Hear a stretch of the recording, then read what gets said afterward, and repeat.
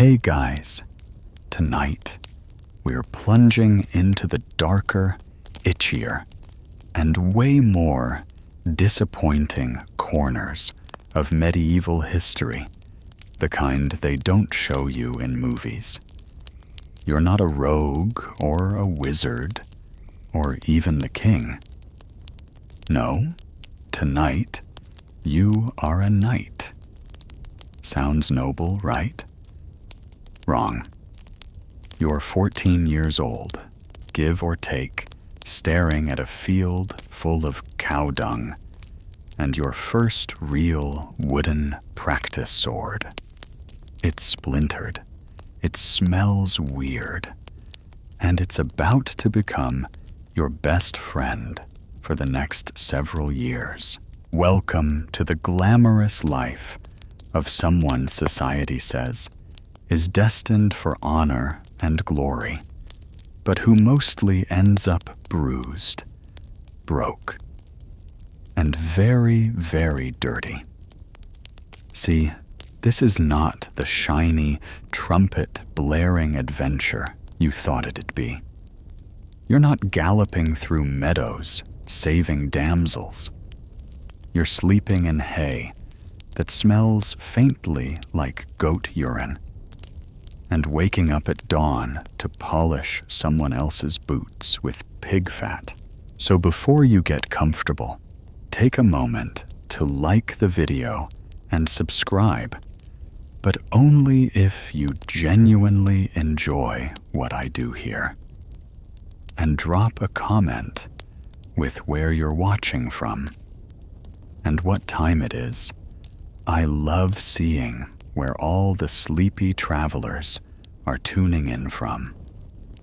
Now, dim the lights, maybe turn on a fan for that soft background hum, and let's ease into tonight's journey together. You start your path to knighthood, not with glory, but with chores. You're a page, which is a medieval word for child labor in tights. Your job is to carry stuff clean, armor, chase chickens, and occasionally get yelled at by someone twice your size and half your IQ. If you're lucky, you'll get to hold a real sword. If you're unlucky, you'll hold the chamber pot. There's a smell in the barracks you can't identify. It's part mold, part sweat, and part something deeply personal that no one talks about. The mattresses are straw-filled, the food is gray, and your feet haven't been dry since Michaelmas. But still, there's a whisper of hope. One day, you'll be a real knight. The kind with a title and a crest, and maybe even a horse.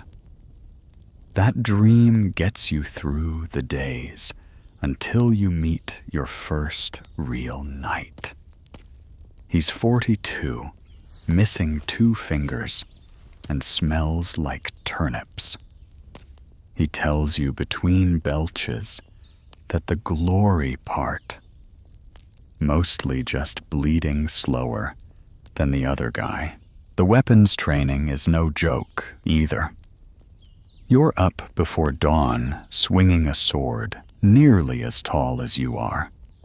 You think of it as a lightsaber. It thinks of you as a splinter delivery system. Every swing leaves your hands buzzing like you've high-fived a beehive. Your instructor says pain builds character. You begin to suspect character isn't worth it. And the armor. Oh, you'll get there. But first, you have to earn it, which means years of watching others wear it while you haul buckets, groom warhorses, and try not to lose an eye during jousting practice. One guy did. No one talks about him anymore. You memorize your Latin. You write poems. You read about chivalry and honor and valor. But in the actual courtyard, it's mostly bruises and someone named Roger farting dramatically in your general direction. Historians still argue whether early knight training resembled military academies, or more like chaotic teenage boot camps with bad plumbing. What's agreed upon is that it was brutal. Pages were often sons of nobles sent away young to toughen up and learn humility. And by humility, we mean being yelled at by everyone all the time while scrubbing armor with sand and spit. Now imagine this. You've spent 7 years getting strong, getting good, and just when you feel like you've made it, boom. You're promoted to squire, which means more work, more pressure. And now you get to watch someone else ride into battle while you hold his shield and hope he doesn't die before payday. A squire might accompany his knight on campaigns, which sounds cool until you realize it means you're carrying half the supplies, dodging arrows, and sharing a tent with a man who hasn't washed his socks since Lent. If you complain, you're soft. If you cry, you're mocked. If you survive, you're lucky. The knightly path is not paved with roses. It's paved with calluses and regrets and occasional cow dung. You begin to realize that your destiny may be less hero of legend and more local man impaled by accident during tournament rehearsal. Still, you cling to the dream. You picture your own armor someday.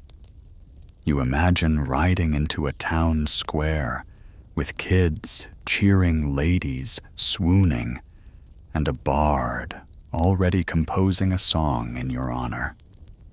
But for now, you're just trying not to fall off a very grumpy mule while carrying a bucket of raw meat for your master's hunting dogs. And deep down in the rare, quiet moment before sleep, you begin to wonder, what if this life isn't about glory at all? What if being a knight just means being really good at suffering while standing up straight? Don't worry. It gets worse. You're finally handed your first real suit of armor.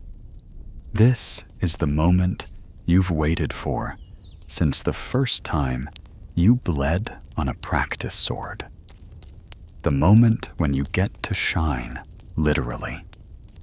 Except no one tells you it weighs more than your exasperated hopes. The breastplate alone is like strapping a steel pot to your chest and agreeing to live inside it.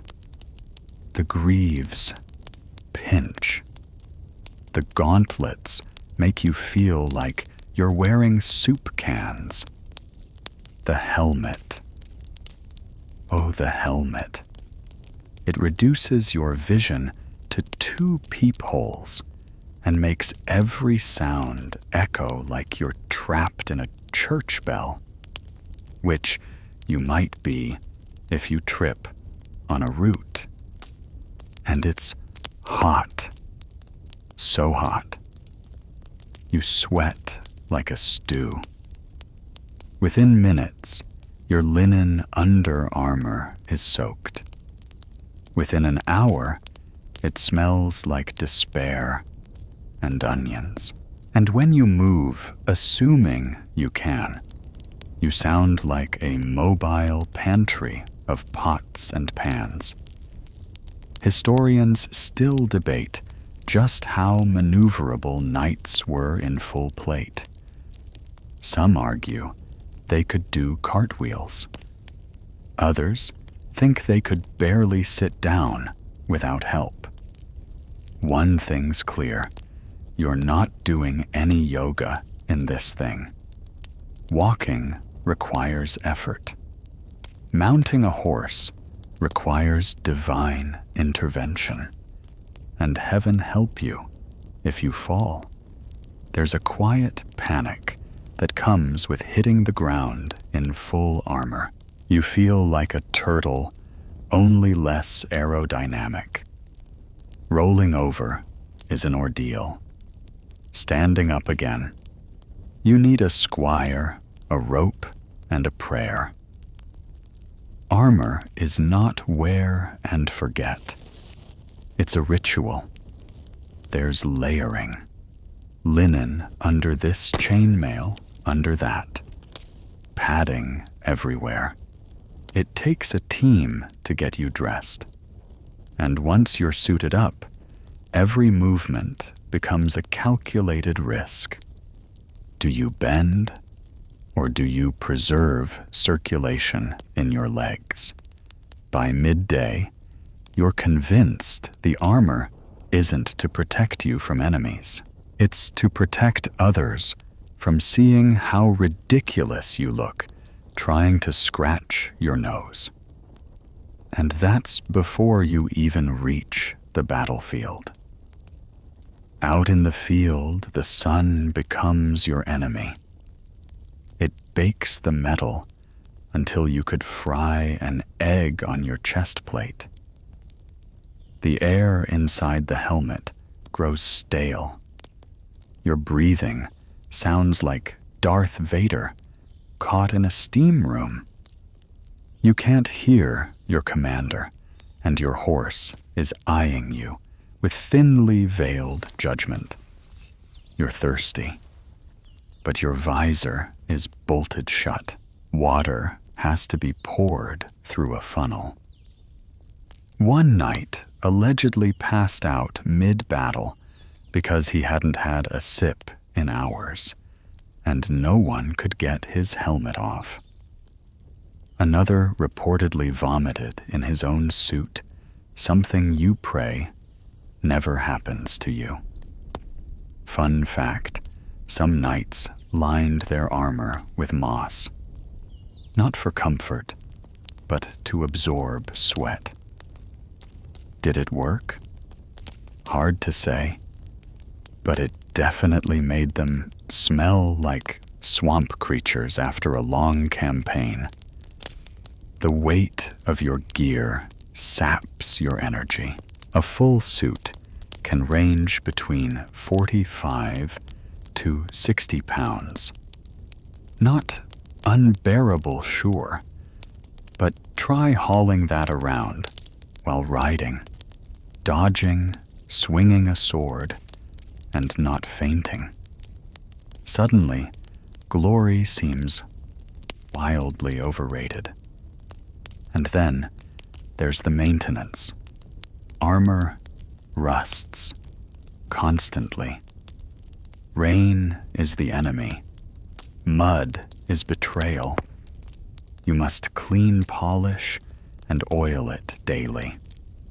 One knight's squire once forgot to do so, and the next morning the helmet hinge was rusted shut. The knight went to battle with half a visor and a very sour mood. You start noticing little things. The smell of metal under heat. The sensation of your skin sticking to your own armpits. The sound of your chainmail shifting like wind chimes of doom. You dream of breezes, of linen tunics, of walking somewhere without making clanking sounds like a blacksmith's nightmare. Chafing becomes a part of life. Your thighs rubbed raw, your collar always itching. The inside of your elbows feel like someone scraped them with a cheese grater. And you smile through it, because that's what knights do. But beneath the bravado and polish, you realize something painful. The armor, though a symbol of nobility, is also a cage. It shields you, sure, but it isolates you from everything soft, quiet, and real. There's a strange irony. You become knightly by hiding inside a metal shell, one that muffles sound dull sensation and makes simple joys nearly impossible.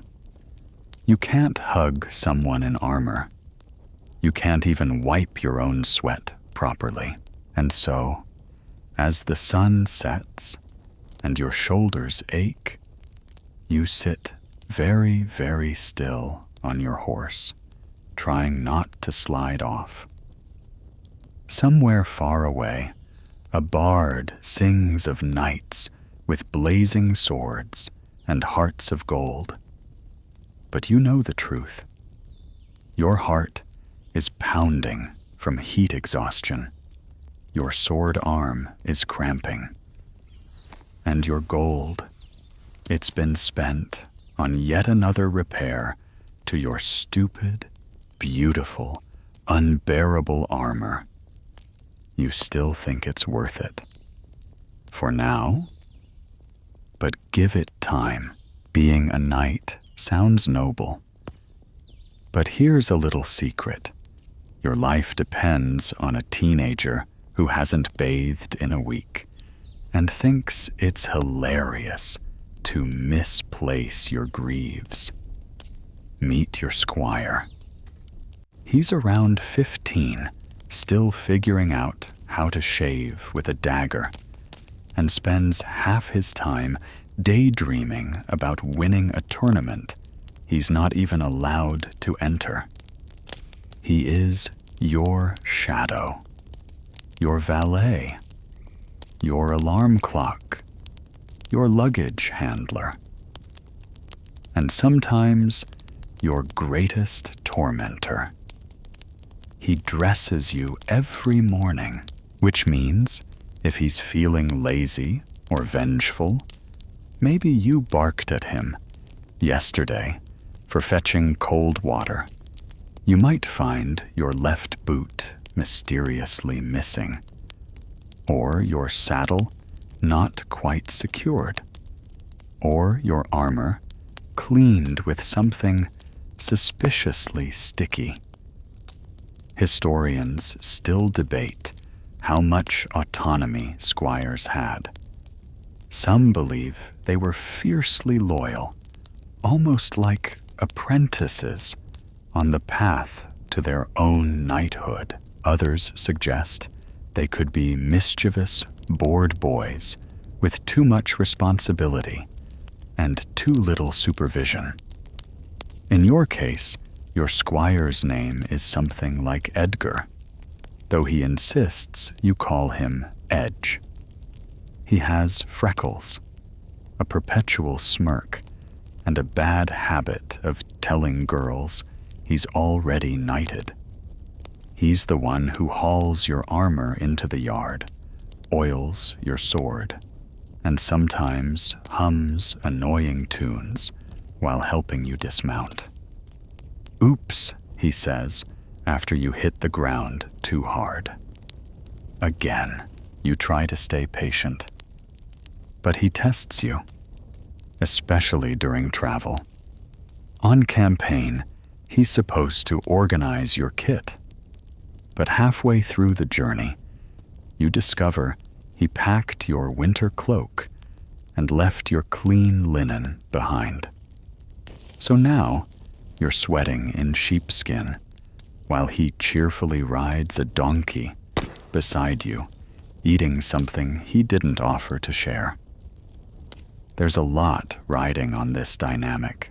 He's the one who ensures you don't faint in your armor, that your horse is fed, your weapons are sharp, and that you don't forget your own name from exhaustion.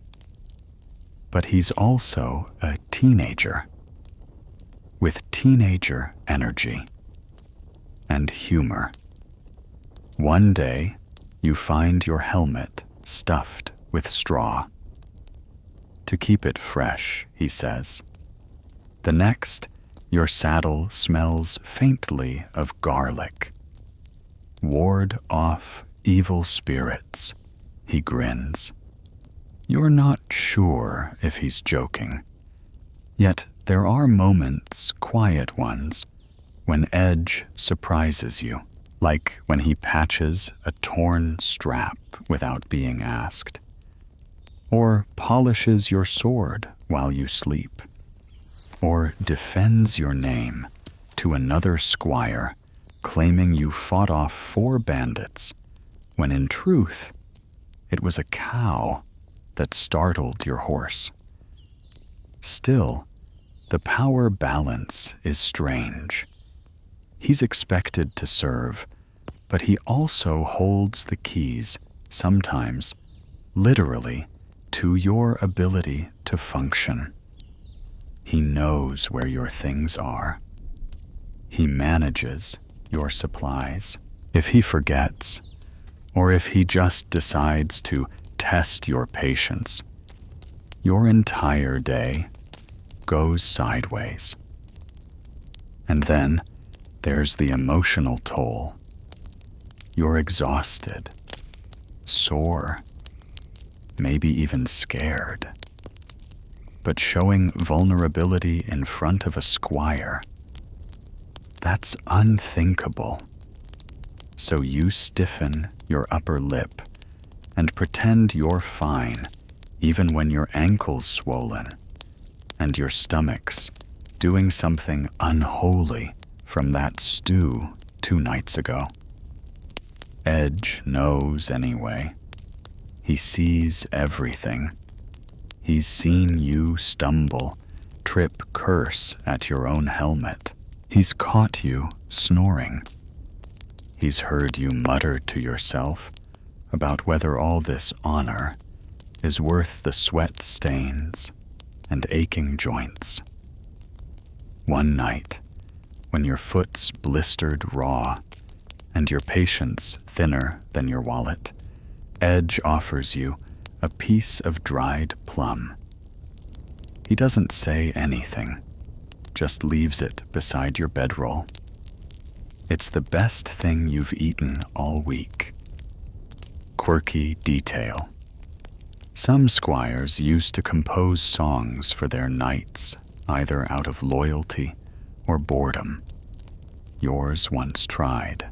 It involved a lute, 3 chords, and lyrics, comparing your sword arm to a chicken wing of wrath. You told him to stop. You regret it a little. In quieter moments, you realize he's just a version of your younger self, wide-eyed, overwhelmed, dreaming of battles and ballads.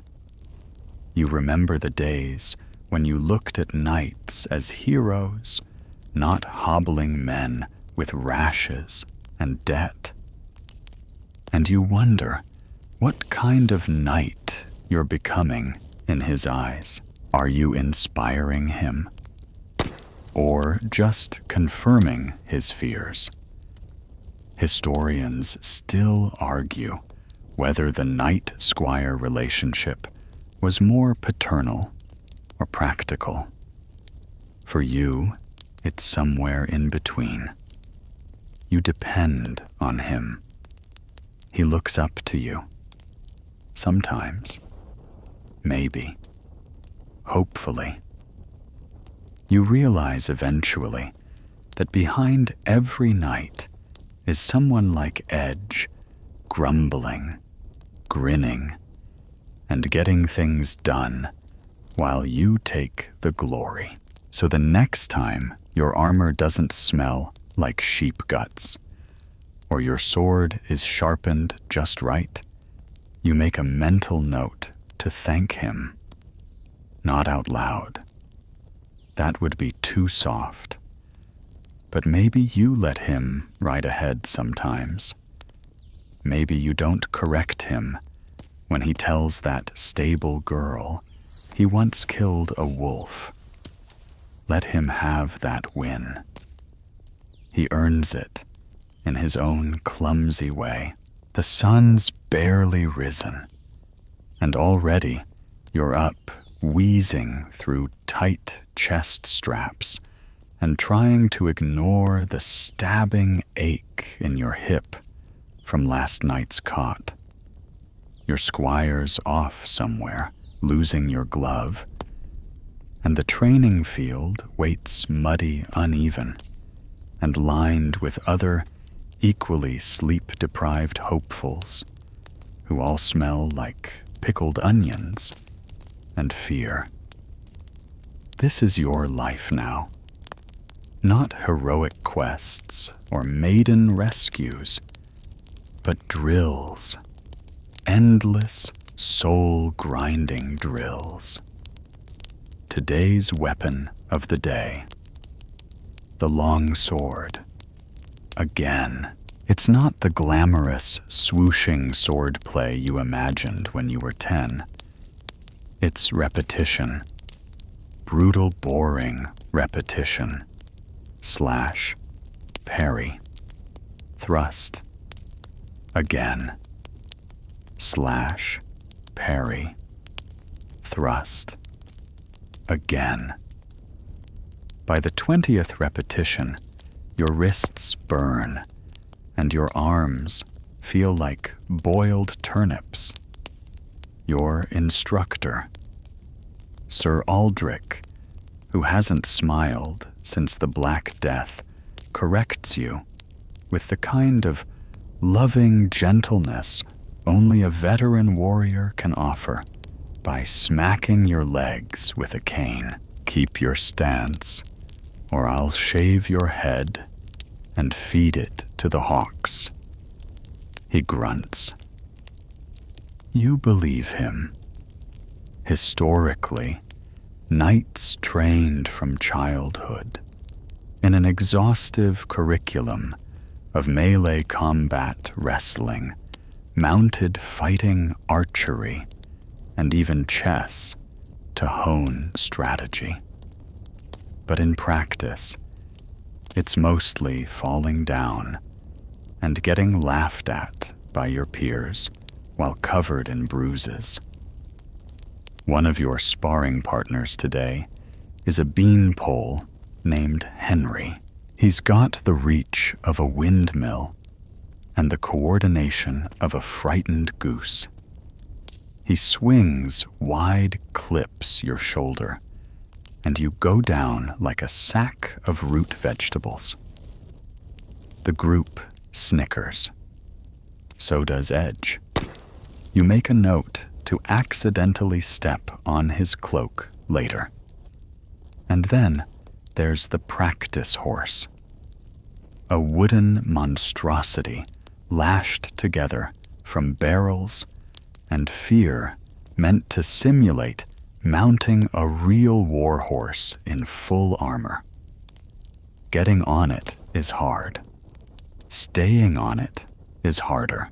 Getting off without looking like you've been pushed by the hand of God. Nearly impossible. One squire gets his leg stuck in the saddle and dangles upside down for 10 minutes, while the others politely pretend not to notice. Then comes the lance work. Nothing says elegance like running full speed at a target with a tree trunk in your arm praying you don't impale a bystander. And you always miss. Always. There's a reason tournaments were considered brutal, even for seasoned knights. Historians still argue whether practice sessions were meant to prepare you for real war or simply weed out the clumsy ones before they embarrassed their lords in public. You start to realize that your life is less about learning to fight like a noble and more about surviving long enough to be considered useful. And the injuries. Oh, they pile up. A cracked rib from a bucking horse. A black eye from Henry's rogue elbow. A dislocated thumb. You have to pop back in yourself because the healer's busy applying onion poultices to someone's infected toe. Sleep doesn't help. You lie on straw in armor, padding that smells like wet wool and horse breath. You dream of simpler things: cold water, warm bread, socks. Worse still, there's singing. Always some overconfident page trying to boost morale with a lute. Every note is like a dagger. You beg for silence. You're denied. One quirky historical tidbit: knights were encouraged to wrestle in full armor, supposedly to build strength and resilience. All it builds is confusion and bruised pride when you find yourself suplexed by a 17-year-old from Normandy. You begin to dread mornings, not because they're cold, but because you know what's waiting. More drills, more pain, more poorly cooked barley stew, served by someone who has absolutely given up on seasoning. There's one glimmer of hope: the archery range. But even there, your luck fails. You loose 5 arrows, and 3 of them vanish into a hedge. Edge offers to retrieve them. He returns with a goose and no arrows. You don't ask. Some days, you question it all. Why am I doing this? Why does anyone choose this life? The answers come in flashes. A rare smile from Sir Aldrich when you finally land a clean hit. A nod from the captain when your horse doesn't throw you mid-drill. A cheer from the squires when you dodge a blow that would have flattened you last month. Tiny victories scattered among bruises. Historians often romanticize this period of training, painting it as a time of youthful learning and honorable growth. But what's often left out is the sheer physical toll, the near constant state of soreness, hunger, and humiliation. And still you trudge on, because deep down beneath the sweat and skepticism, you still carry that spark, the dream of armor shining in sunlight, of a crowd chanting your name, of doing something, anything, that echoes beyond these muddy fields and aching limbs. But for now, you practice. You bleed. You try not to collapse before supper, because tomorrow it starts all over again. the day has come. Not training, not drills, not tournaments with wooden swords or straw dummies. This is real.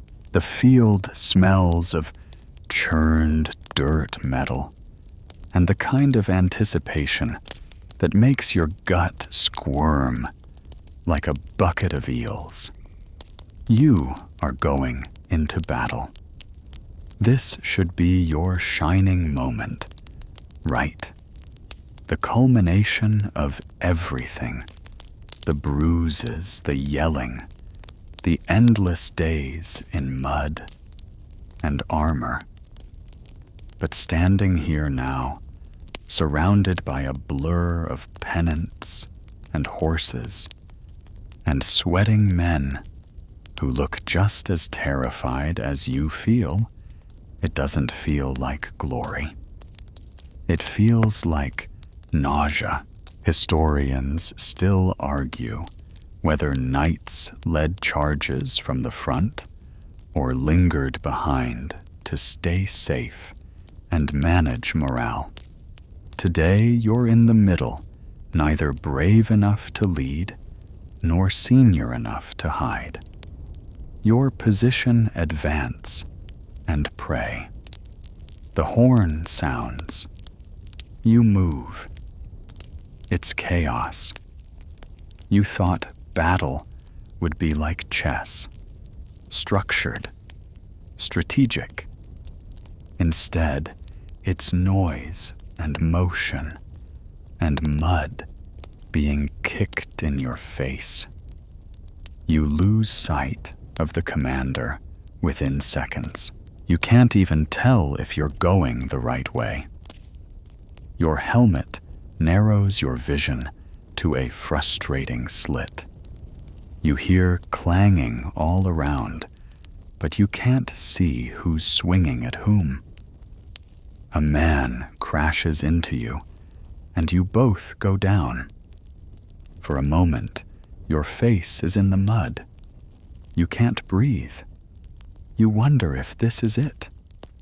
Someone yells your name. Edge. You think. You hope. You scramble up and stagger back into the fray. Your sword feels heavy. It slips in your sweaty grip. Your shield is awkward. You bash it into someone's head. Was he on your side? You'll never know. Fun fact: many knights wet themselves in battle. Not from cowardice, there just wasn't time for niceties when you're encased in steel and riding into death. You understand that now. You're not proud. You're just relieved. At one point, you charge a line of enemy foot soldiers. You shout something heroic, mostly for effect, and immediately get a spear shaft across your chest. It doesn't pierce the armor, but it knocks the wind out of you so hard you forget your own name for 5 seconds. And then, by some miracle, the horn sounds again. The retreat is called, or maybe it's the rally. You're not sure. You follow the knight ahead of you and hope he knows what he's doing.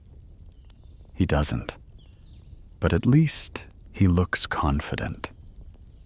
Eventually, the fighting dies down. You're still alive. Technically, you collapse on the grass and stare at the sky through your visor, which is now dented and cracked. You think you see birds, or stars, or just the inside of your eyelids. Edge finds you hours later. He's grinning like he just kissed the blacksmith's daughter. You did it, he says. You didn't die. You don't have the energy to respond. That night, your armor is caked in blood. Not all of it. Yours and your joints ache with a kind of weariness that sleep won't fix. The food tastes like wood shavings, and the ale only makes your headache worse. Still, someone claps you on the back and calls you brave. You know the truth. You didn't feel brave. You felt blind. You felt deaf. You felt heavy and confused, and mostly just lucky to still have your teeth. But no one tells the bards that part. The songs will say you were valiant, that you charged fearlessly, that your sword struck true, that you laughed in the face of danger and left the battlefield triumphant. You'll let them say it. It's better than admitting you spent half the battle trying to remember which way was forward. Historians love to depict knights as warriors of noble intent, guided by codes of chivalry and honor. But out here, you've learned that survival matters more than poetry. That war isn't glorious. It's loud, stupid, and full of people accidentally stabbing their own horses. And you didn't win today, but you didn't die either. And in this world, that's something. Edge insists you sleep. You lie down, armor off skin, sticky with sweat and fear. You stare at the canvas ceiling of your tent, heart still hammering, unsure if it's from adrenaline or trauma. Probably both. You replay moments half seen. Faces, a sword glancing off your pauldron, the crack of lances, and the scream of someone's name. You realize you don't remember drawing your sword at all. You just existed in the storm. You don't feel like a hero, but you are a knight, and that's all anyone will ever remember. You're back from battle, still sore in places you didn't know could ache. Your armor hangs on a rack like a sad, muddy ghost, and you've finally started to remember how to breathe like a normal human. You think maybe now there'll be a moment to reflect, to feel proud, to enjoy your hard-earned prestige. And then your lord asks you to write a love poem. Welcome to chivalry, that shining noble code of knightly conduct you were taught to revere, that now expects you to flirt, pine, and sigh dramatically for a lady you've likely never even spoken to. This is the other half of knighthood no one warned you about. You're handed a quill and expected to pour your soul onto parchment. No pressure. Just make it beautiful, preferably in iambic pentameter. And it must be respectful courtly, and so tragically restrained that it'll make the lady faint, or at least not throw it in the fireplace. Historians still debate whether knights truly lived by the ideals of courtly love, or just pretended to, in order to gain favor. What's clear is that the practice had more rules than a chess match, and breaking them could cost you your reputation, or worse, your access to noble banquets. Your subject, Lady Eleanor. She's beautiful, distant, and married. Of course she is. The rules of courtly love demand unattainability. It's all about longing, not actual romantic fulfillment, which is helpful, considering she's spoken to you exactly once, and that was to ask you to move your horse because it was blocking the sun. But tradition says you must adore her from afar, painfully, poetically. So you try. You scribble by candlelight. Your first attempt rhymes Eleanor with barn door and ends with a vague reference to her dazzling elbows. You decide to burn it. Your second poem is better. Something about roses, wind, and aching hearts, but it reads like a bad herbal recipe. You begin to resent rhyming entirely. Edge, your ever-helpful squire, offers to help. His contribution: your hair is like a pile of wheat. I wish you'd let me kiss your feet. You tell him to go polish something far away. Eventually, you settle on a few lines that don't make you cringe too hard, and send them off sealed with wax and your dignity. She'll likely never read it. If she does, she'll pretend she didn't. But it's not really about her. It's about your image. A knight must be more than a warrior. He must be sensitive, artistic, capable of swooning. Chivalry, as you've learned, is less about how you treat people in war, and more about how convincingly you can pine in prose. And it doesn't stop with poetry. You're expected to attend feasts where you bow just right, eat without smearing gravy on your surcoat, and entertain noble ladies with tales of bravery, slightly exaggerated, of course. One time you mention the mudslide incident, and Edge nearly chokes trying not to laugh. There's also the gift-giving. A proper knight might present his lady with a token flowers, a ribbon, perhaps a carved trinket. You try to whittle a tiny horse.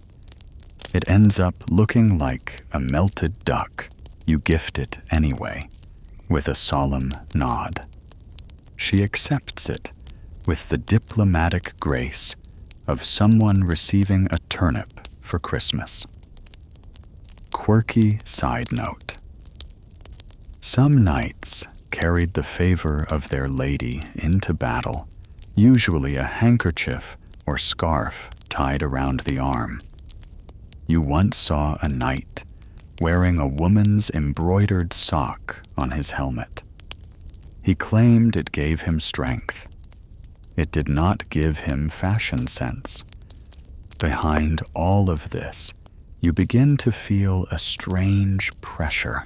You're not just expected to be strong, but to be elegant, to possess emotional depth, to master the lute, to dance, to flirt, but never act, to admire, but never touch.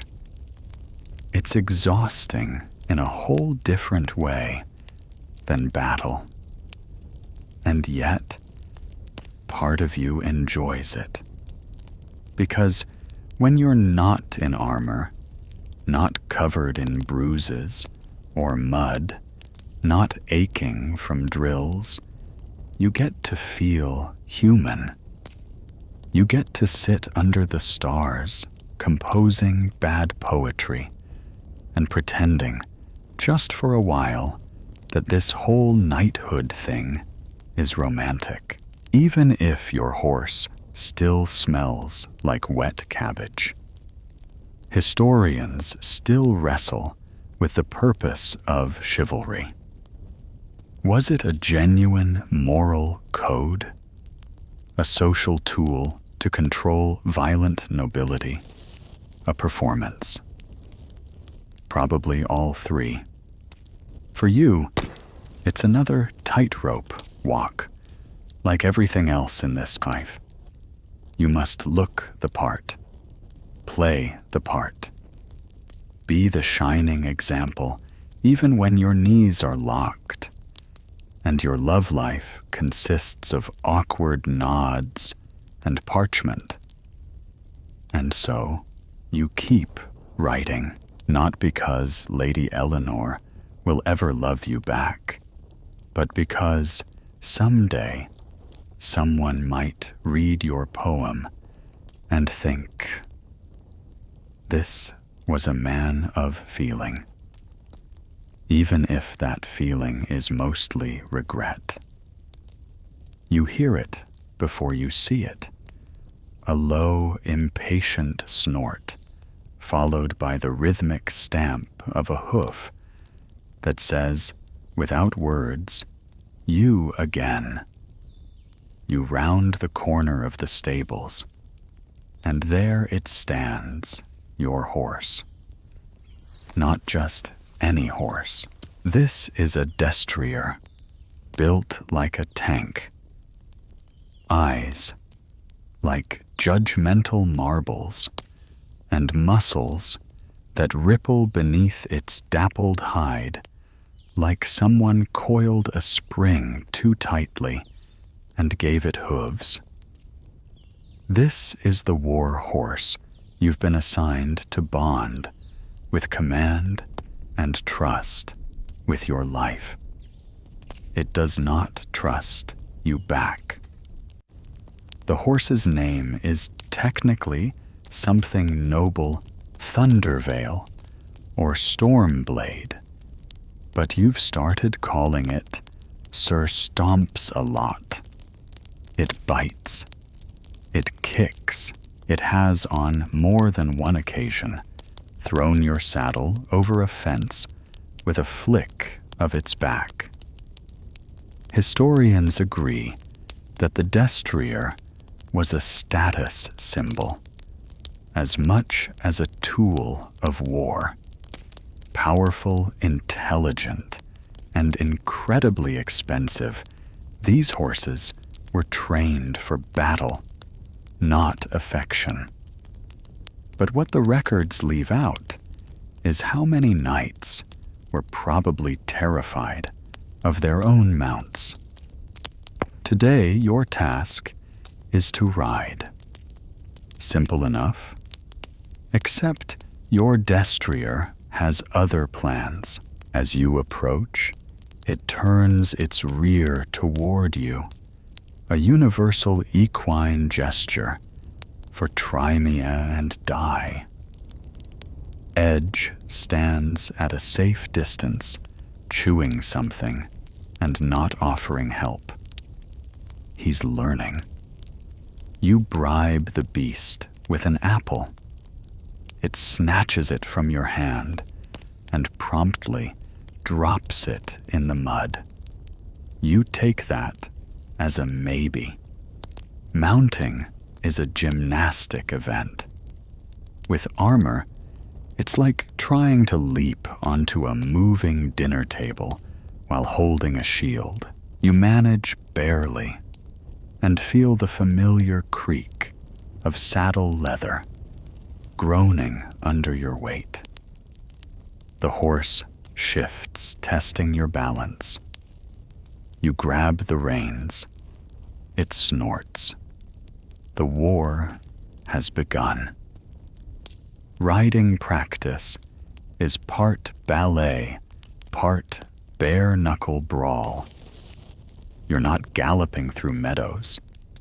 You're trotting in tight circles while your horse pretends not to understand your cues and occasionally veers toward a puddle large enough to swallow a cartwheel. You think it does it for fun. You try a charge. The theory? Lower your lance grip tight with your knees and let the horse carry you in a straight, glorious line of doom. The reality, your horse bolts, the lance tilts sideways, and you nearly lance a scarecrow in the wrong direction. Edge applauds. Your instructor groans. Quirky fact. Some war horses were trained to kick, bite, and even shoulder enemies in battle. Your horse has mastered the stop suddenly and let the knight fly off maneuver. You try to convince yourself that counts. You spend hours trying to sync your movements with the horse's rhythm. You memorize the subtle shifts of muscle beneath the saddle. You whisper commands. Sometimes it listens. Other times, it walks into low-hanging branches. One afternoon, during mounted sparring, the destrier suddenly veers toward the fence and stops dead. You naturally do not. You sail over its head and land in a chicken coop. The chickens are not pleased. Later, brushing it down, you swear the beast is smirking. Edge swears it winked. There are, of course, moments of connection. A smooth canter beneath a quiet sky. The satisfying thunk of a lance striking true while you remain upright. The rare occasion your horse doesn't try to chew the hem of your surcoat. These become small victories in your tangled relationship. You begin to understand that riding a war horse isn't about dominance. It's about negotiation, mutual distrust, a grudging partnership forged in sweat and saddle sores. Like any working relationship, really, except this one could trample you. At one point, the farrier jokes that your destrier seems to only tolerate you because you snore loud enough to scare wolves. You can't even be mad. It feels like progress. Historians still argue how much individual knights truly bonded with their horses. Were they companions or tools? For you, it's complicated. You spend more time with this beast than with most humans. It's seen you scared, soaked, and sprawled in mud. You respect it. Maybe it respects you back. Or maybe you're just the one who brings oats. Either way, tomorrow you ride into town together. Parade day. Time to look like the very image of nobility. You polish your armor, mount your steed, and ride in with pride. It poops on the road halfway through the main square. You salute anyway. Because being a knight isn't about perfection. It's about staying on the horse dignity optional. There's music in the air. A crowd humming with excitement, banners flapping, like restless birds, and you, dear knight, are trying not to vomit in your helmet. Welcome to the tournament. This is your chance to shine, to prove yourself before nobles, ladies, and the occasional overly enthusiastic baker with a lute. But let's not sugarcoat it. Tournaments are less about chivalry and more about surviving something that resembles a bar fight conducted on horseback in front of an audience. You're in the lists now, an enclosed dirt arena marked by wooden railings and the faint scent of roasted goose legs from the nearby vendor. Your opponent across the lane is Sir Humbert of Wessex. He's 6'5", shaped like a barrel, with a face, and already has 6 teeth missing from previous jousts. He waves cheerfully. You try to wave back. You drop your lance. Edge retrieves it with the solemnity of a funeral procession. Historically, tournaments were both sport and spectacle opportunities for knights to earn honor, reputation, and sometimes cold, hard cash. But beneath the surface, they were violent, like full-on break a rib and call it a draw violent. The line between practice and war often blurred. And now, it's your turn. The trumpet sounds. Your horse charges. You lower the lance. You aim, sort of. And then impact. Everything becomes a blur of motion and pressure, and the peculiar sound of wood shattering against metal. You remain in the saddle somehow and hear the crowd gasp. Across the arena, Sir Humbert is rolling in the dust, one boot still in the stirrup, muttering something about unfair wind conditions. You've won your first joust. You're also fairly sure your shoulder is dislocated. But hey, minor victories. Next comes the melee. This is not the carefully choreographed, elegant sword play of courtly tales. This is 40 knights in a field swinging blunt weapons at each other until someone gets knocked unconscious or loses their grip on reality. You dive in with your mace immediately, trip over someone's shield, and are nearly trampled by a man yelling, "For honor," while swinging what looks like a table leg. Quirky tidbit.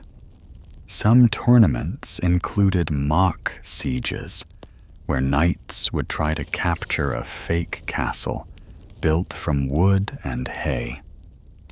You once saw one fall apart mid-siege because someone leaned on it too hard. The attacking force declared victory. The defenders declared lunch.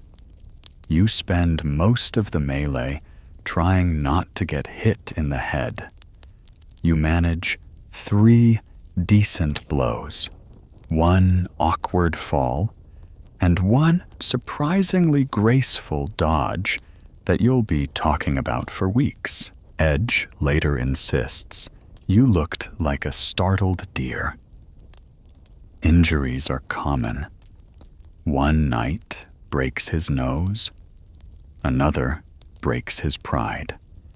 You manage with a few bruises and a damaged ego after being unhorsed by a knight named Maurice, who dual wields wooden spoons.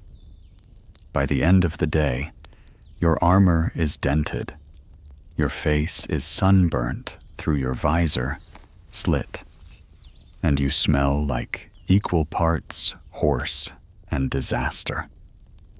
But the crowd cheers. They cheer for you. A noble lady tosses you a favor, a ribbon, pale blue, perfumed faintly with lavender and mystery. You catch it awkwardly with your shield and try not to trip over your own feet during the bow. Smooth. Historians still debate whether these tournaments were good preparation for real combat or simply grand spectacles for show. Some say they dulled knightly instincts. Others claim they sharpened them under pressure. You believe both, depending on how hard you were hit that day. Later that evening, you limp back to your tent. Edge is polishing your dented breastplate while humming something suspiciously close to a victory song. He doesn't comment on the mud caked into your greaves. He just hands you a cup of wine and a roasted onion. You eat in silence, letting the soreness sink in. You didn't die. You didn't disgrace yourself. You even impressed a noblewoman. Technically. In the eyes of your peers, today was a success. But deep down, you know the truth. Tournaments are theater, with bruises for tickets and drama for dessert. Still, you'll sign up for the next one. Because for a few minutes, in the dust and noise, you felt like a legend. And maybe, just maybe, that's worth the limp. You're limping more these days. The tournament glory fades fast when your knee sounds like someone stepping on a basket of dry twigs every time you move. You ease yourself onto a wooden bench that creaks in protest and glance at your purse. Empty. Again. Because nobody tells you just how expensive it is to be a knight. Sure, the songs mention swords and honor, but they don't mention that the sword cost more than your horse, and your horse keeps eating things it shouldn't, like your tent flap. The lance you snapped in the tournament. That'll be 2 silver. The saddle your destrier trampled during his tantrum in the rain. Another 5. Knighthood is a financial black hole, and you're circling the drain with style. Historically, it wasn't uncommon for knights to go into debt just to maintain appearances. Armor alone could cost the equivalent of several years of income. And then there's lodging servants, horses, repairs, bribes, and new gloves, because your squire keeps losing them in ditches. You tried budgeting once. You wrote down every expense. Ink, parchment, training fees, polish for your greaves, brandy for the pain in your left hip. By the end of the week, you owed yourself money. You consider a side hustle, maybe bard work. You hum a little. Edge walks in and begs you to stop. So you start offering services. Not the glamorous kind. More like escorting a merchant caravan through dangerous territory, which mostly means fending off bandits and praying your horse doesn't throw a shoe in a swamp. Your last trip. 2 days in the rain. 1 broken cart, axle, and a merchant who kept asking if you'd ever fought a real dragon. You told him no, but once jousted a man who looked like one. He didn't laugh. The payout. Barely enough to replace your ruined boots. Quirky historical detail. Some knights rented out their armor to poorer squires for tournaments. You tried that once. The armor came back dented, sticky, and inexplicably covered in feathers. You asked no questions. You visit your local blacksmith so often he starts charging you in bulk. You're on a first-name basis with the man who makes helmet straps. You owe the Fletcher 3 favors and a turkey. You don't have a turkey. It's not just the gear. You're expected to look the part too. That means crests, clean cloaks, and decent grooming. One noble lady wrinkled her nose when you bowed because your beard smelled faintly of pickled onions and horse sweat. You blame Edge's laundry skills. He blames your face. There are taxes, too. Oh, yes. Your lord demands a portion of your earnings, such as they are, and occasionally sends you on errands that aren't technically battles, but still somehow end with you covered in pig droppings. You wish that was an exaggeration. Historians still discuss the economic burden of knighthood, how many were landless, relying on gifts, spoils, or service fees just to survive. Unless you were born rich or married well, you were likely scrambling just to break even. You try saving money by patching your own armor. It goes poorly. Your spalder falls off during a duel, and the other knight pauses mid-swing to ask if you're okay. You are not. You pawn your ceremonial dagger to pay for new stirrups. You regret it, mostly, because the pawnbroker keeps using it as a letter opener. Edge suggests you invest in falconry. You laugh until he brings back a bird. It bites you. You name it. Regret.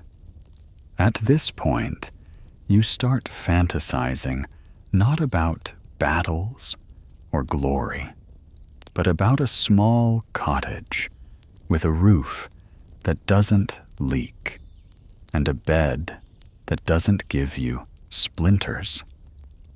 Maybe some goats.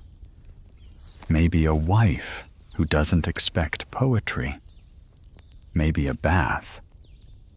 Until then, you keep showing up, riding into towns where children wave and nobles nod politely while you pray.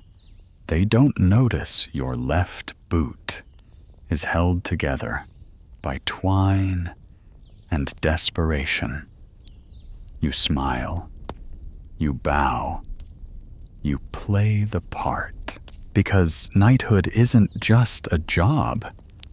It's a very expensive costume party where everyone's bleeding a little and pretending not to notice. You hear the horn before you see the messenger. He rides hard into the courtyard, spattered with dust, and carrying a scroll sealed in wax, the color of old blood. Your name is called, Congratulations. You're going to war. But not your war. Your lord's war, or more accurately, your lord's cousin's dispute over some sheep, a border wall, and a poetic insult written on a baked pie crust. It's always something like that. You don't ask questions. Knights don't get to. You pack your things, armor weapons, a slightly moldy cloak, dried fruit, a loaf of bread you'd rather not inspect too closely, and Edge, who insists on bringing a lucky spoon. You saddle your destrier, who glares at you as if to say again, and ride out. Historians agree that knights often served at the whim of their liege lord, bound by feudal obligation, more than personal loyalty. You're not avenging family. You're not defending the innocent. You're riding to fight a stranger's quarrel because of a signature on a scroll. The road is long, muddy, and cold. You sleep under trees, eat stale provisions, and listen to Edge invent terrible songs about Sir Flatulence the Brave. By day 3, you consider trading him for firewood. You finally arrive at the makeshift camp, a cluster of tents sagging in the drizzle, guarded by men who look more bored than ready for blood. You're assigned a patch of wet grass and a spot in the mess line behind a man who insists on describing his bunion in vivid detail. That night, you sit around a low fire with other knights. One brags about his sword. Another drinks too fast and falls asleep in his stew. A third just stares into the flames, muttering something about ghosts. You sip your wine and say nothing. Then the orders come march at dawn. You do. The battlefield is a sodden hill, flanked by hedgerows and cows that do not seem particularly alarmed. The enemy forces line up across the field, equally cold, equally tired, equally wondering how this even started. You line up with your company, adjusting your helmet, checking your straps. Edge ties the lady's favor to your arm again. You might as well look fashionable if you're going to die, he says with a grin. The horn sounds, and you charge. It's messy, of course. It always is. Horses spook. Lances break. You swing at shapes you barely recognize through the fog of war. You're struck in the ribs, nearly fall, regain balance, and jab at a figure in dark armor who turns out to be yelling, "Wrong side, you idiot." You pivot, swing again, connect. Something crunches. You don't ask questions. Quirky historical detail. Some knights brought personal banners into minor skirmishes, not to inspire troops, but so they could find their body later if things went sideways. You didn't bring one. You wonder if that was optimistic or foolish. Eventually, the fighting sputters. No one wins. Not really. Both sides retreat claiming strategic repositioning.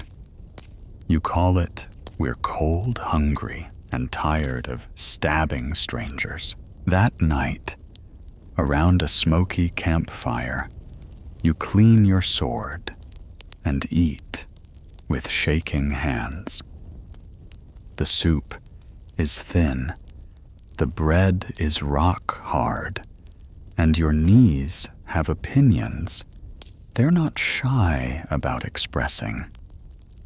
Edge tries to lighten the mood. He juggles apples. One lands in your lap. You pretend not to smile. Historians still debate whether knights genuinely believed in the justice of the causes they fought for, or simply followed orders under the weight of obligation. You know how it feels. Not noble, not righteous, just necessary. You ride where you're told. You fight when you must.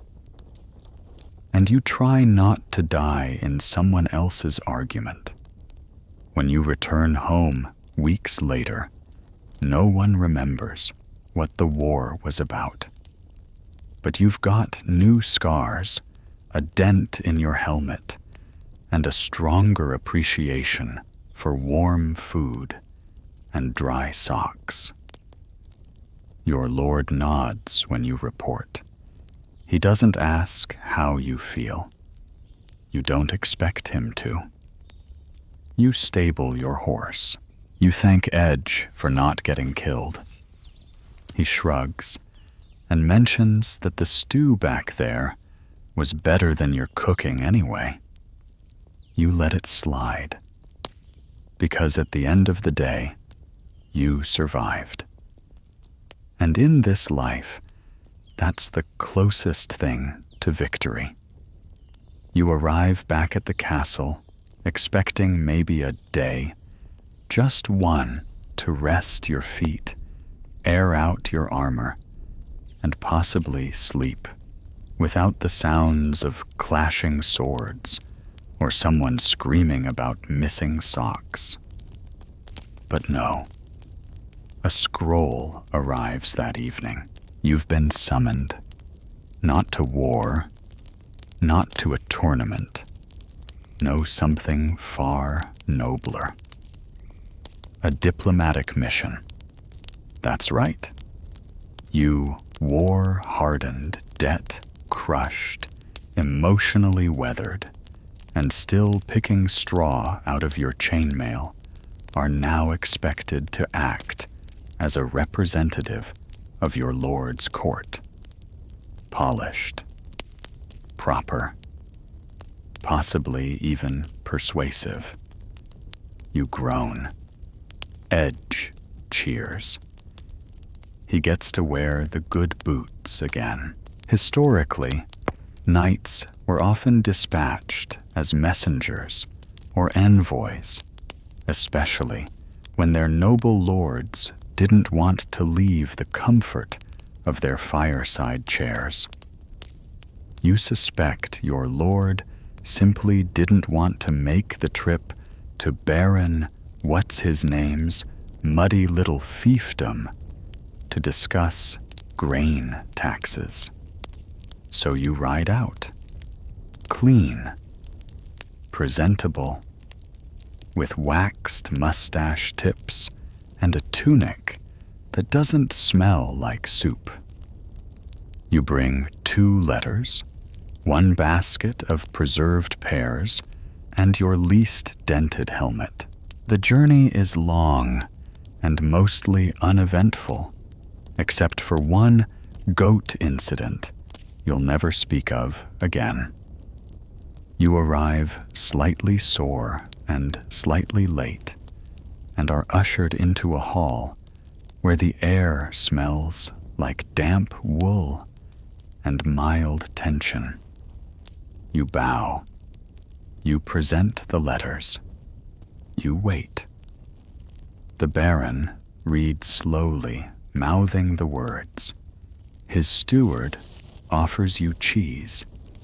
It's suspiciously soft. You make conversation. You're good at this now, discussing weather, local harvests, the recent dancing plague over in Strasbourg. The Baron laughs a little too hard when you mention the part about people literally jigging themselves to death. You grow uneasy. Historians still debate how effective knight envoys were in delicate matters. Some records suggest they served as noble mouthpieces, decorative, honorable, and mildly expendable. Others imply they were chosen for their ability to intimidate without drawing swords. You wonder which one you are. By nightfall, you're given a room to sleep in a modest chamber with a straw mattress and a window view of exactly one disgruntled goose. Edge snores nearby, already dreaming of breakfast. You, on the other hand, lie awake because tomorrow you must sit through a grain negotiation between two men who both think they're underpaid and overtaxed, and you'll be expected to nod wisely while keeping your eyes open. You miss the battlefield. It was louder, yes. Riskier, definitely. But at least there, you didn't have to say, "Indeed, my lord," most fascinating 47 times in a row.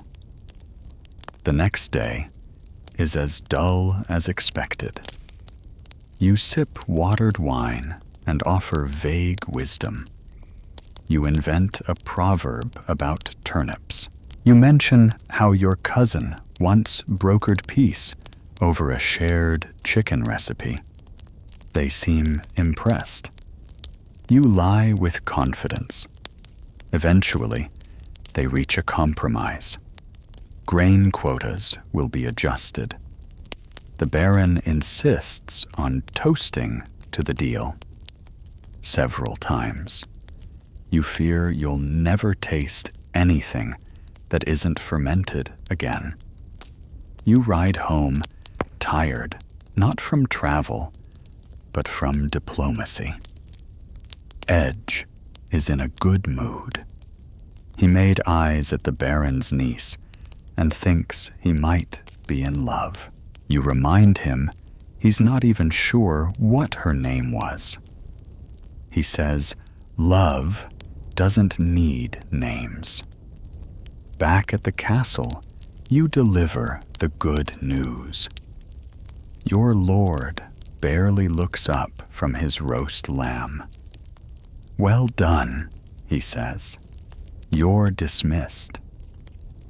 That night, you remove your boots, lean back on your creaky cot, and contemplate your life. You've fought in wars, faced down horses, lords, bandits, and bureaucrats. And now you're the kind of knight who survives council meetings. It's not glorious, it's not epic, but it's something. Quirky tidbit, one knight-turned-diplomat once described negotiation as a duel of silences. You understand that now. You once stared at a steward for 22 seconds before he blinked and offered you more pears. You count that as a victory. Edge counts it as a snack. The truth is, knighthood isn't all swordplay and scrolls. It's a strange collage of duty honor, awkward small talk, and enduring long stretches of absolutely nothing happening all while pretending you're thrilled about it. But tonight, you sleep, knowing you've helped prevent a petty feud over oats. And somehow, that matters too. It's deep winter now, and the castle stones sweat cold into your bones. Every step echoes like thunder down the icy corridors. Your joints creak. Your elbows ache. Your fingers, once steady with sword and reins, now struggle to lace your own tunic. You are still a knight. But these days, you're also a walking weather report. When your shoulder throbs, it's going to snow. When your knees lock, expect freezing rain.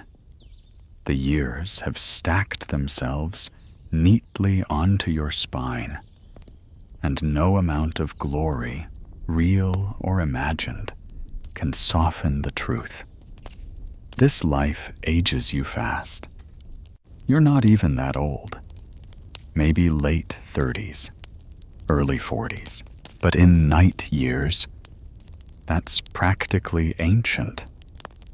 You've fought in wars, ridden through storms, taken more hits than you can count.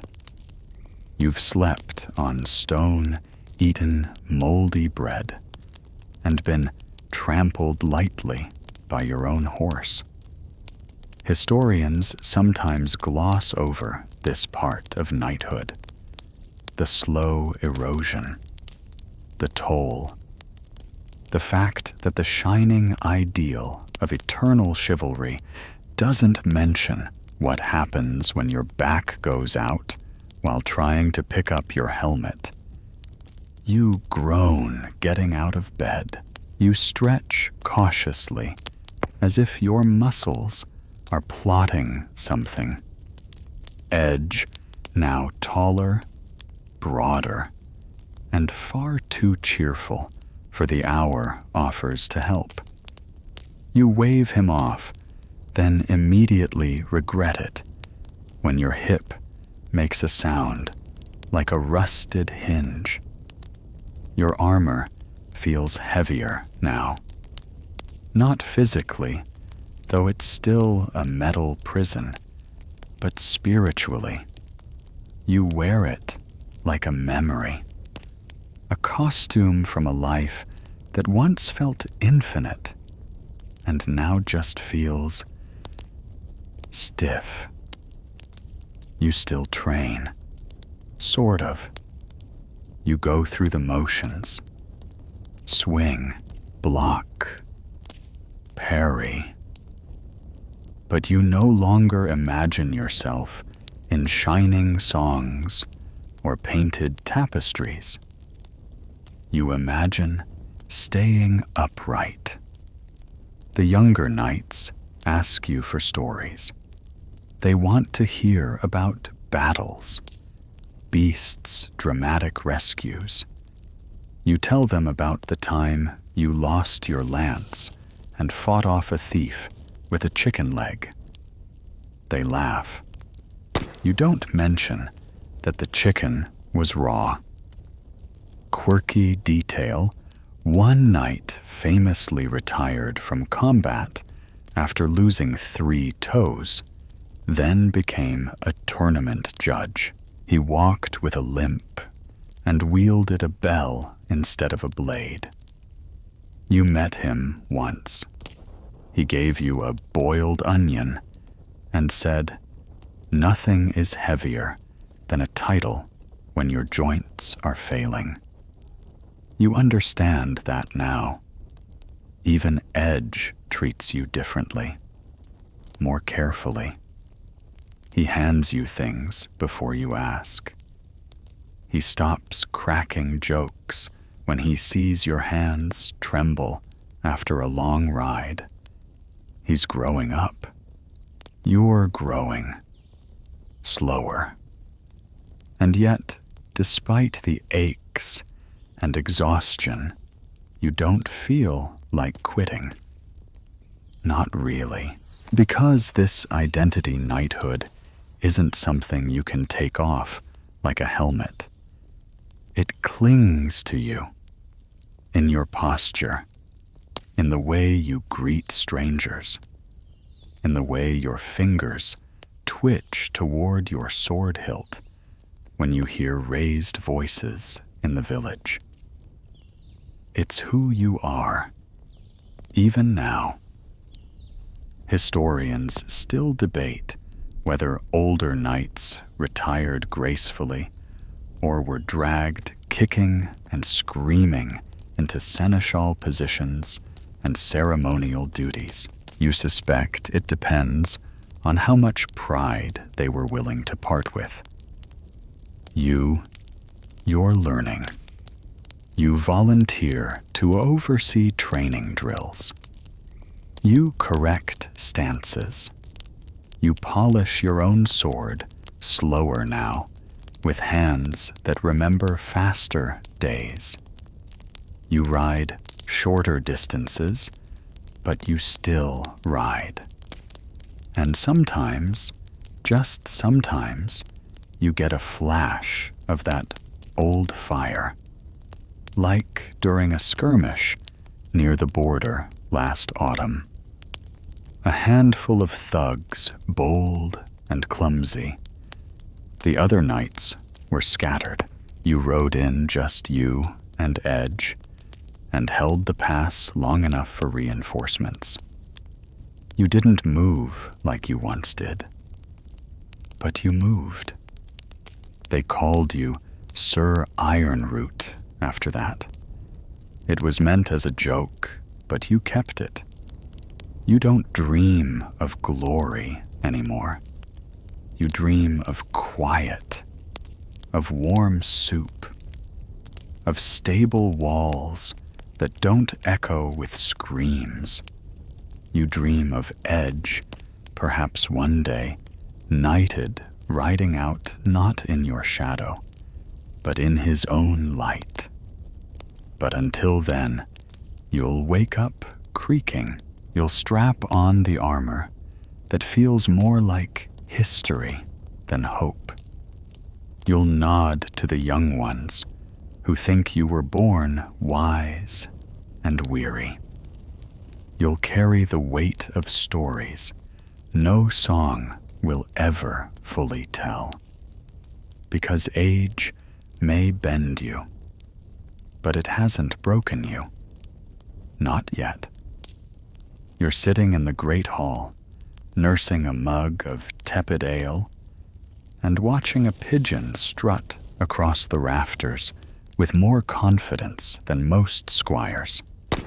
The fire crackles, but it doesn't reach your toes. Nothing really does anymore, except maybe taxes. Your name is called again.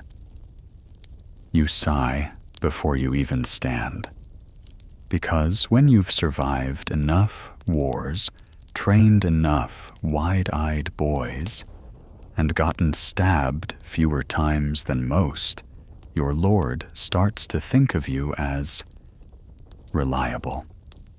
A dangerous word. It means you're now the perfect candidate for every awkward errand and half-baked diplomatic issue that no one else wants to touch. Today's task: delivering a scroll to a merchant guild, and then collecting a debt from a baronet who believes bathing is a sin, and that coins are a form of wizardry. Delightful.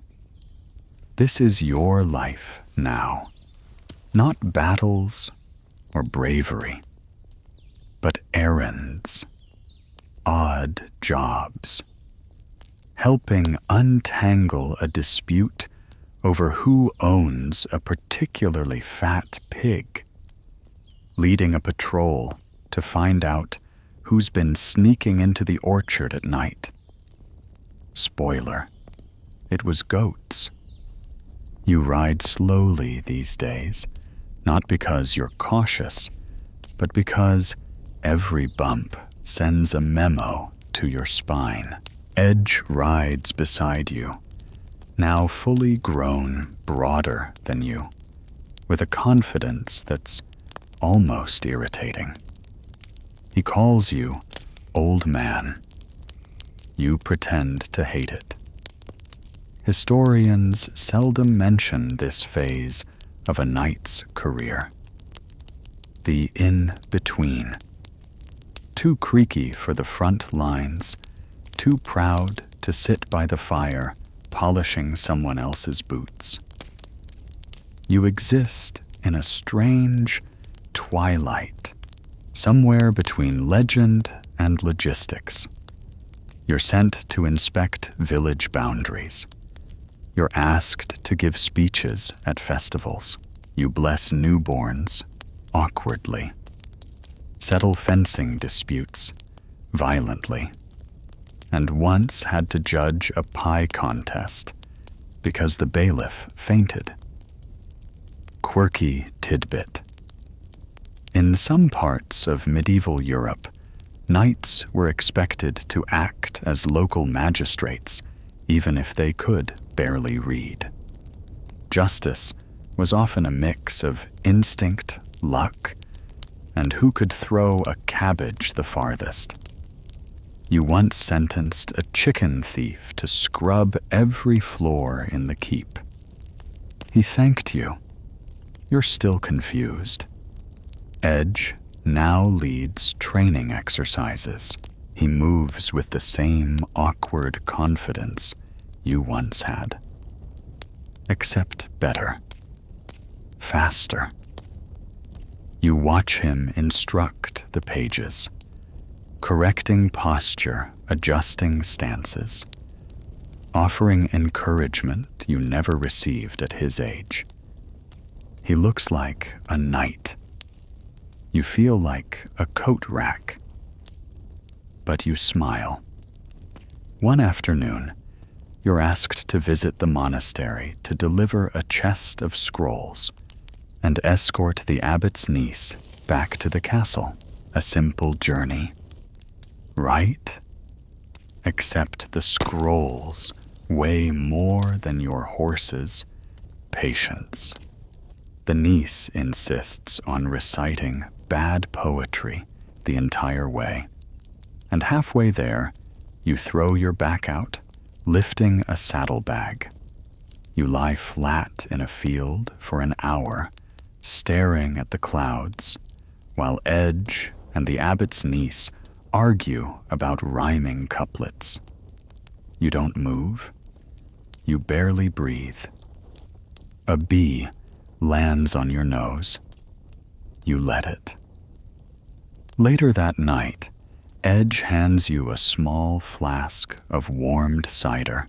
You both sit in the grass, bruised and baffled by how strange everything has become.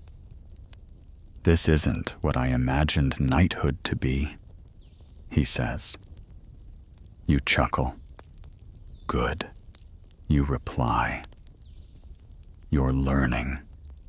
Because this stage, the errands, the aches, the small victories, it teaches something that all the tournaments and battles never could. How to serve without spectacle. How to help without heralds. How to be useful even when you feel faded. Historians still argue what defines a true knight. Some say it's valor. Some say lineage. Some say virtue. You say, show up, do your job, help someone else get home safe. That's enough.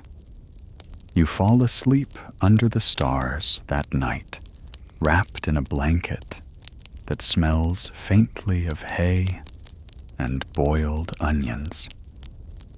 The fire crackles nearby. Edge snores again. And for the first time in weeks, your bones don't hurt. Not as much, anyway. Spring has crept in without ceremony. The frost retreats. The trees bud. The mud, ever faithful, remains. You wake with the birds.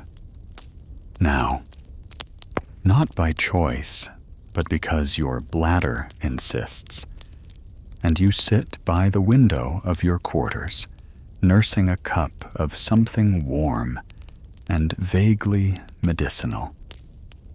There's a knock. You already know who it is. Edge. He doesn't barge in like he used to. He knocks, waits, enters slowly. He's wearing his best cloak. His hair's been combed. He even smells like he tried. You eye him suspiciously. Then he says it. He's being knighted. You knew it was coming. You trained him, rode with him, watched him bluff his way through supply shortages and hold a bridge against a dozen men and a goat. He's earned it. He deserves it. But still the words hit you like a practice sword to the ribs. Because this means change. Not immediately, of course, but change nonetheless. He'll get his own quarters, his own squire, his own awkward poems to write for bored noblewomen. He's moving forward, and if you're honest, you've started to feel like a shadow stretching long across the floor. He asks if you'll be there, if you'll tie the sword to his belt. You nod. You don't trust your voice. The ceremony is small, simple. A few nobles, a priest, a lot of ceremonial phrases that sound important, but mostly mean, don't embarrass us. Edge kneels, head bowed. The sunlight glints off his polished shoulders, and you, aching from head to heel, step forward and place the blade gently against his shoulders. You remember your own knighting, the feel of the sword, the crackle of banners in the wind, the certainty that greatness was right around the corner. You smile now, not because it was all you hoped for, but because you survived it. You lived the dream long enough to understand where it cracked. Historians sometimes frame knighthood as a ladder, climb, rise, ascend, but they rarely talk about the view from the plateau. The long years spent just being a knight. Not climbing, not falling, just, enduring. And now, you're passing the sword. Edge rises. You feel something shift. You're not done yet. You're not dead. But your role is changing from knight to mentor, from fighter to foundation. And it's strange, bittersweet. Like watching a story you've starred in for years begin to write you into the margins. Quirky detail in some orders of chivalry. Aging knights were granted ceremonial roles, keepers of relics, protectors of holy shrines, or just dignified presences at court. Their swords were hung on walls, their names etched into dusty tomes. You hope your sword isn't used to open barrels of pickles. After the ceremony, there's feasting. You sip wine. You nod politely. You sit in the corner with a plate of soft cheese and bread, trying not to fall asleep. Edge claps you on the back. You look proud, he says. You are, and tired, and a little nostalgic for the days when all that mattered was which way to hold your lance and whether your horse hated you that morning. You retreat early. The fire in your room is low, the logs hissing softly. You remove your boots with a grunt. One knee pops. You smile. This chapter may be closing, but another one is opening, not filled with glory or blood or applause, but something quieter, something steadier. Legacy, Edge, is part of it. So are the squires who now mimic his gait, his discipline, and tell stories of your old battles like fables. You're not fading. You're rooting. And tomorrow, you'll show up again, older, slower, but still a knight. The castle feels quieter these days, not because there are fewer people, but because you've grown more attuned to stillness. The clang of swords in the training yard no longer pulls your attention like it once did. You sit by the window, more often now, sipping slowly, watching Edge drill his own squire. The roles have reversed. And yet, you're still here, still needed. There's a tap on the door. A steward. You're summoned not to fight, not to travel, but to advise. A local village is in dispute over a shared well. You listen. You nod. You remind them of the time a similar quarrel led to a barn fire and 2 very angry donkeys. They listen. You've become something strange, respected, not for your sword, but for your presence, for the weight your words carry, even when your steps grow slower. Historians rarely linger on this version of the knight, the one who isn't riding into battle or dazzling a court, but the one who lingers at the edges of ceremonies, who knows when to speak and when to let silence do the work, the one who is not praised, but remembered. You walk slower now. You've learned to love the sound of gravel beneath your boots. You stop to speak with the cook about his stew. You chat with the stable boy about a limping pony. You help a page strap on his bracer. His hands shake. You show him how to breathe. There's no glory in these moments, but there's peace. You're asked to oversee the squire's final trials. You stand by the post, arms crossed, sun warming your shoulders. You correct a stance here, offer a nod there. A younger knight whispers that you're a legend. You laugh, then cough, then laugh again. Quirky detail.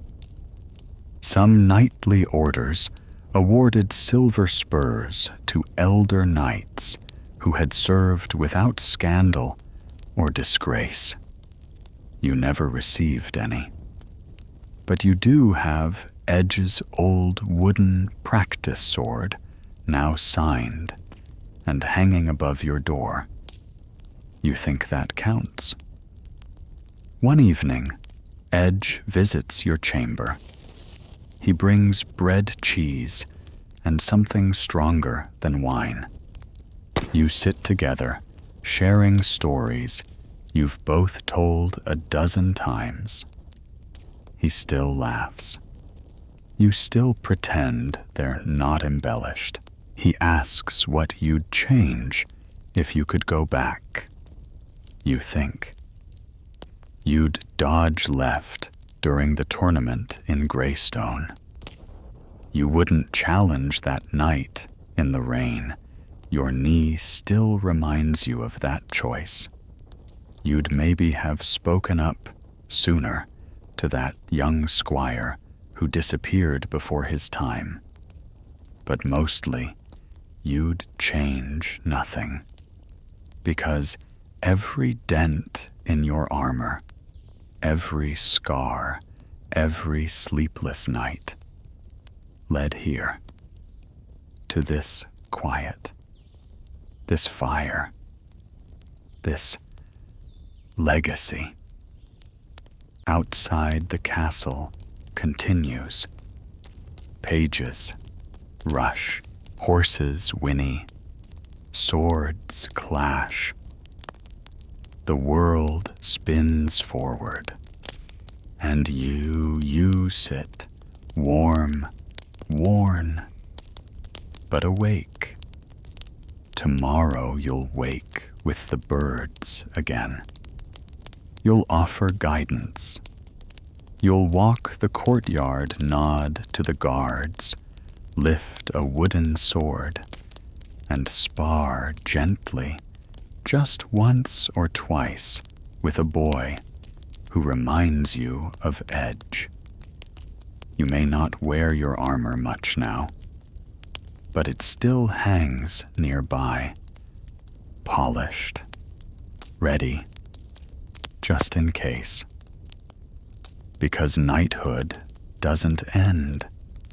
It softens. It deepens. It settles into your bones like old songs. And when your name is spoken now, it's with a kind of reverence. Not for what you conquered, but for what you endured.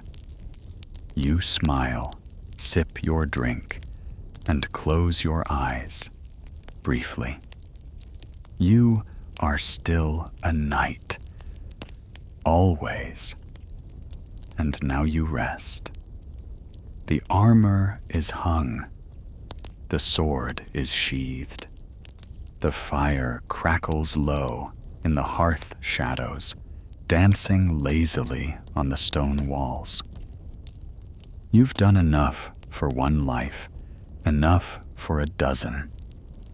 There's no need to stand watch tonight. No need to saddle the horse. No need to ride. Let the echoes of battle fade. Let the memories, however bruised, settle like dust on a quiet windowsill. You've earned this stillness. Out beyond the hills, the stars blink slowly into view. The wind carries stories you no longer need to chase. There are younger hands now, stronger, faster, who carry the weight. Your burden is no longer yours alone. Breathe deep. Feel the soft linen against your skin, the weightless air where once there was steel. Let the quiet in. You are not forgotten. You are not faded. You are not lost. You are remembered. You are rooted. You are part of something that will outlive parchment and song, a life fully lived, painfully honest, beautifully flawed, and unmistakably yours. So rest now, brave night. Let your mind drift to gentler places, where fields are wheat and green, the sky stretches forever, and no one calls your name unless it's for supper. Sleep well, dream easy, and wake, if you must, knowing you were enough.